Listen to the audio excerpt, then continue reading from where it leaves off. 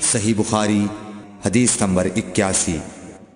رسول اللہ صلی اللہ علیہ وآلہ وسلم نے فرمایا کہ علامات قیامت میں سے یہ ہے کہ علم دین کم ہو جائے گا، جہل ظاہر ہو جائے گا، زنا بکثرت ہوگا، عورتیں بڑھ جائیں گی اور مرد کم ہو جائیں گے، حتیٰ کہ 50 عورتوں کا نگران صرف ایک مرد رہ جائے گا۔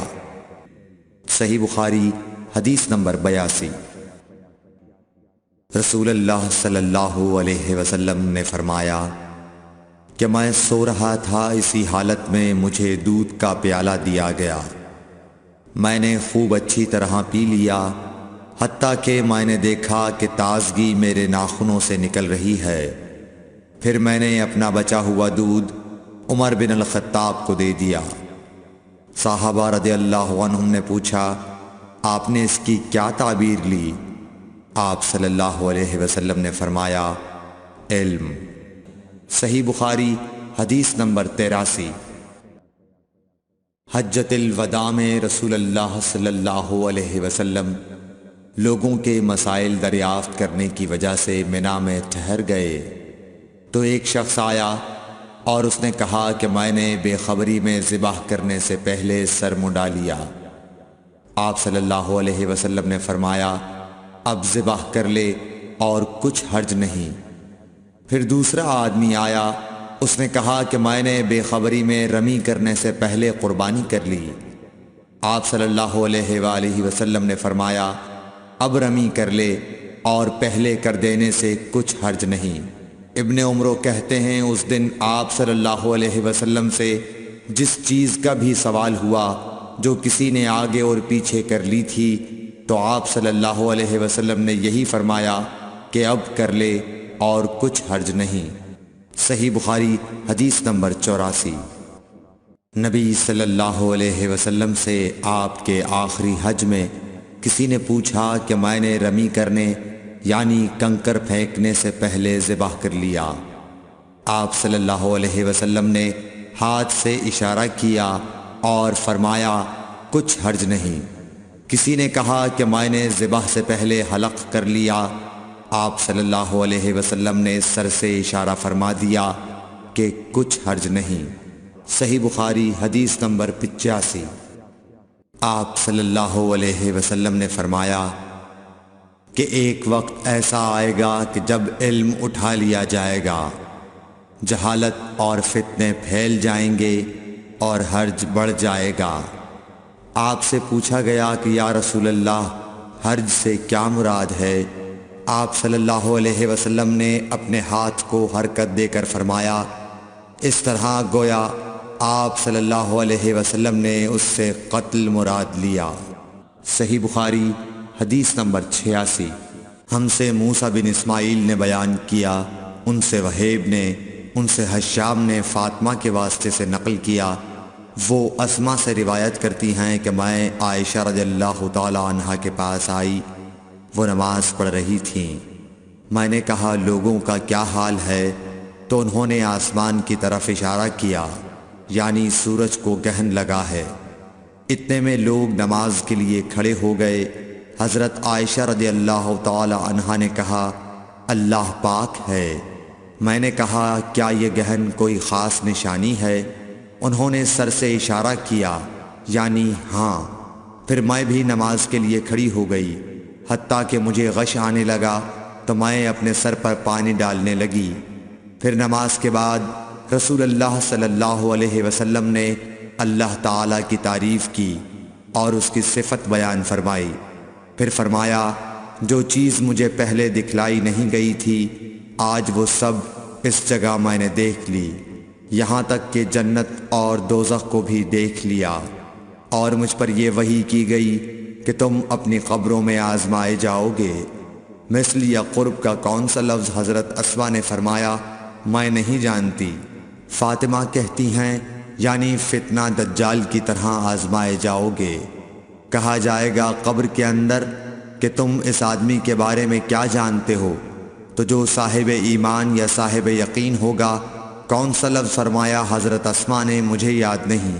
وہ کہے گا وہ محمد اللہ کے رسول صلی اللہ علیہ وسلم ہیں جو ہمارے پاس اللہ کی ہدایت اور دلیلیں لے کر آئے، تو ہم نے ان کو قبول کر لیا اور ان کی پیروی کی۔ وہ محمد صلی اللہ علیہ وسلم ہیں۔ 3 بار اسی طرح کہے گا، پھر اس سے کہہ دیا جائے گا کہ آرام سے سو جا، بے شک ہم نے جان لیا کہ تو محمد صلی اللہ علیہ وسلم پر یقین رکھتا تھا۔ اور بہرحال منافق یا شکی آدمی، میں نہیں جانتی کہ ان میں سے کون سا لفظ حضرت اسما نے استعمال کیا۔ تو وہ منافق یا شکی آدمی کہے گا کہ جو لوگوں کو میں نے کہتے سنا میں نے بھی وہی کہہ دیا، باقی میں کچھ نہیں جانتا۔ صحیح بخاری حدیث نمبر 87۔ قبیلہ عبد القیس کا وفد رسول اللہ صلی اللہ علیہ وسلم کی خدمت میں آیا۔ آپ صلی اللہ علیہ وسلم نے دریافت کیا کہ کون سا وفد آیا ہے یا یہ کون لوگ ہیں؟ انہوں نے کہا ربیعہ خاندان کے لوگ ہیں۔ آپ صلی اللہ علیہ وسلم نے فرمایا کہ مبارک ہو قوم کو آنا، یا مبارک ہو اس وفد کو جو کبھی نہ رسوا ہو نہ شرمندہ ہو۔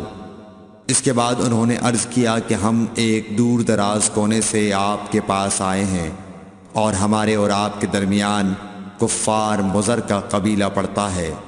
اس کے خوف کی وجہ سے ہم حرمت والے مہینوں کے علاوہ اور ایام میں نہیں آ سکتے، اس لیے ہمیں کوئی ایسی قطعی بات بتلا دیجئے کہ جس کی ہم اپنے پیچھے رہ جانے والے لوگوں کو خبر دے دیں، اور اس کی وجہ سے ہم جنت میں داخل ہو سکیں۔ تو آپ صلی اللہ علیہ وسلم نے انہیں 4 باتوں کا حکم دیا اور 4 سے روک دیا۔ اول انہیں حکم دیا کہ ایک اللہ پر ایمان لائیں، پھر فرمایا کہ کیا تم جانتے ہو کہ ایک اللہ پر ایمان لانے کا کیا مطلب ہے؟ انہوں نے عرض کیا اللہ اور اس کا رسول زیادہ جانتے ہیں۔ آپ صلی اللہ علیہ وسلم نے فرمایا ایک اللہ پر ایمان لانے کا مطلب یہ ہے کہ اس بات کا اقرار کرنا کہ اللہ کے سوا کوئی معبود نہیں، اور یہ کہ محمد صلی اللہ علیہ وسلم اللہ کے سچے رسول ہیں، اور نماز قائم کرنا، زکوٰۃ ادا کرنا، اور ماہ رمضان کے روزے رکھنا، اور یہ کہ تم مال غنیمت سے 5واں حصہ ادا کرو، اور 4 چیزوں سے منع فرمایا، دبا، حنتم، مزفت کے استعمال سے۔ اور چوتھی چیز کے بارے میں شعبہ کہتے ہیں کہ ابو حمزہ بسا اوقات نقیر کہتے تھے اور بسا اوقات مقیر۔ اس کے بعد رسول اللہ صلی اللہ علیہ وسلم نے فرمایا کہ ان باتوں کو یاد رکھو اور اپنے پیچھے رہ جانے والوں کو بھی ان کی خبر کر دو۔ صحیح بخاری حدیث نمبر 88۔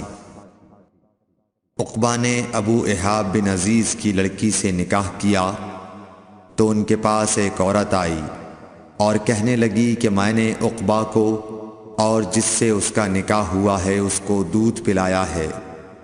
یہ سن کر عقبہ نے کہا مجھے نہیں معلوم کہ تو نے مجھے دودھ پلایا ہے، نہ تو نے کبھی مجھے بتایا ہے۔ تب سوار ہو کر رسول اللہ صلی اللہ علیہ وسلم کی خدمت میں مدینہ منورہ حاضر ہوئے اور آپ سے اس کے متعلق دریافت کیا تو آپ صلی اللہ علیہ وسلم نے فرمایا کس طرح تم اس لڑکی سے رشتہ رکھو گے، حالانکہ اس کے متعلق یہ کہا گیا۔ تب عقبہ بن حارث نے اس لڑکی کو چھوڑ دیا اور اس نے دوسرا خاوند کر لیا۔ صحیح بخاری حدیث نمبر 89۔ حضرت عمر سے روایت ہے کہ میں اور میرا ایک انصاری پڑوسی دونوں اطراف مدینہ کے ایک گاؤں بنی امیہ بن زید میں رہتے تھے، جو مدینے کے پورب کی طرف بلند گاؤں میں سے ہے۔ ہم دونوں باری باری حضرت صلی اللہ علیہ وسلم کی خدمت شریف میں حاضر ہوا کرتے تھے۔ ایک دن وہ آتا، ایک دن میں آتا۔ جس دن میں آتا اس دن کی وحی کی اور رسول اللہ صلی اللہ علیہ وسلم کی فرمودہ دیگر باتوں کی اس کو خبر دے دیتا تھا، اور جب وہ آتا تو وہ بھی اسی طرح کرتا۔ تو ایک دن وہ میرا انصاری ساتھی اپنی باری کے روز حاضر خدمت ہوا۔ جب واپس آیا تو اس نے میرا دروازہ بہت زور سے کھٹکھٹایا اور میرے بارے میں پوچھا کیا عمر یہاں ہیں؟ میں گھبرا کر اس کے پاس آیا۔ وہ کہنے لگا کہ ایک بڑا معاملہ پیش آ گیا ہے، یعنی رسول اللہ صلی اللہ علیہ وسلم نے اپنی بیویوں کو طلاق دے دی ہے۔ پھر میں اپنی بیٹی حفصہ کے پاس گیا، وہ رو رہی تھی۔ میں نے پوچھا کیا تمہیں رسول اللہ صلی اللہ علیہ وسلم نے طلاق دے دی ہے؟ وہ کہنے لگی میں نہیں جانتی۔ پھر میں نبی کی خدمت میں حاضر ہوا۔ میں نے کھڑے کھڑے کہا کہ آپ نے اپنی بیویوں کو طلاق دے دی ہے؟ آپ صلی اللہ علیہ وسلم نے فرمایا نہیں، یہ افواہ غلط ہے۔ تب میں نے تعجب سے کہا اللہ اکبر، اللہ بہت بڑا ہے۔ صحیح بخاری حدیث نمبر 90۔ ایک شخص حزم بن ابی کعب نے رسول اللہ کی خدمت میں آ کر عرض کیا یا رسول اللہ، فلاں شخص معاذ بن جبل لمبی نماز پڑھاتے ہیں، اس لیے میں جماعت کی نماز میں شریک نہیں ہو سکتا، کیونکہ میں دن بھر اونٹ چرانے کی وجہ سے رات کو تھک کر چکنا چور ہوتا ہوں اور طویل قرات سننے کی طاقت نہیں رکھتا۔ ابو مسعود راوی کہتے ہیں کہ اس دن سے زیادہ میں نے کبھی رسول اللہ صلی اللہ علیہ وسلم کو وعظ کے دوران اتنا غضبناک نہیں دیکھا۔ آپ صلی اللہ علیہ وسلم نے فرمایا اے لوگو، تم ایسی شدت اختیار کر کے لوگوں کو دین سے نفرت دلانے لگے ہو۔ سن لو، جو شخص لوگوں کو نماز پڑھائے تو وہ ہلکی پڑھائے، کیونکہ ان میں بیمار، کمزور اور حاجت والے سبھی قسم کے لوگ ہوتے ہیں۔